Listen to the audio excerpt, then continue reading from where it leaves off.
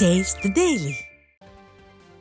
அண்ணா பல்கலைக்கழக மாணவி பாலியல் வன்கொடுமை சம்பவத்தில் எஃப்ஐஆர் வெளியானது தொடர்பான வழக்கில் பத்திரிகையாளர்களை விசாரணை என்ற பெயரில் காவல்துறையினர் துன்புறுத்துவதாக சென்னை உயர்நீதிமன்றத்தில் மேல்முறையீடு செய்யப்பட்டுள்ளது. இது தொடர்பாக சென்னை பத்திரிகையாளர் மன்றத்தின் சார்பில் வழக்கறிஞர் சூரியபிரகாசம் உயர்நீதிமன்ற நீதிபதிகள் எஸ்.எம். சுப்பிரமணியம், ஜோதிராமன் அமர்வு முன்பு முறையீடு செய்தார். விசாரணை என்ற பெயரில் செய்தியாளர்களின் செல்போன்களை பறிமுதல் செய்வதாகவும் ஏற்கனவே பிறப்பிக்கப்பட்ட உத்தரவில் மீடியா குறித்த எந்த உத்தரவும் இல்லை என்று சுட்டிக்காட்டினார். மேலும் செய்தியாளர்களின் தனிப்பட்ட விவரங்களை கேட்டு துன்புறுத்துவதாகவும் இதுகுறித்து தாங்கள் தலையிட வேண்டும் என்று கேட்டுக்கொண்டார். அப்போது குறுக்கிட்ட நீதிபதிகள் இந்த வழக்கு உச்சநீதிமன்றத்தில் நிலுவையில் உள்ளதாக தெரிவித்தனர். அதற்கு பதிலளித்த வழக்கறிஞர் சூரியபிரகாசம், காவல் ஆணையர் கருத்துக்கள் தொடர்பான மேல்முறையீடுதான் உச்சநீதிமன்றத்தில் நிலுவையில் உள்ளதாக குறிப்பிட்டார். பத்திரிகையாளர் சுதந்திரம் பாதுகாக்கப்பட வேண்டும் என்று தெரிவித்தார். இதையடுத்து முதல் தகவல் அறிக்கை பொது தளத்துக்கு வந்த பிறகு அதை யார் வேண்டுமானாலும் பார்க்கலாம் என்றும், காவல்துறை எல்லை மீறினால் இது தொடர்பாக ஏதாவது மனு தாக்கல் செய்ய வேண்டும் என்றால் உச்சநீதிமன்றத்தில் அணுகுமாறும் நீதிபதிகள் கேட்டுக்கொண்டனர்.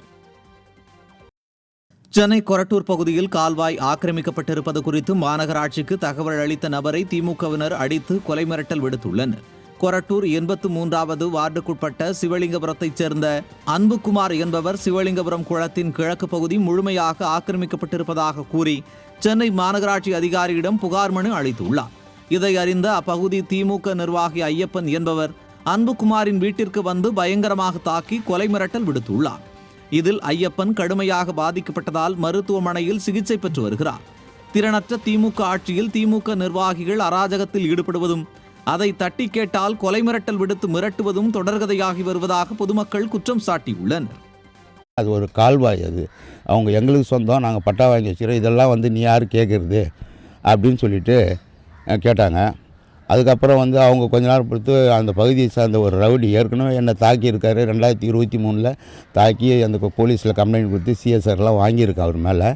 திரும்ப அதே நம்பரை என்னை கொலை மிரட்டல் விட்டு என்னை அடியால் என் வீட்டில் படுத்துட்டு இருக்கும்போது கூப்பிட்டு மேலேருந்து இறக்கி எங்கள் வீட்டு வாசல்லே என்னை அடின்னு அடித்தார்.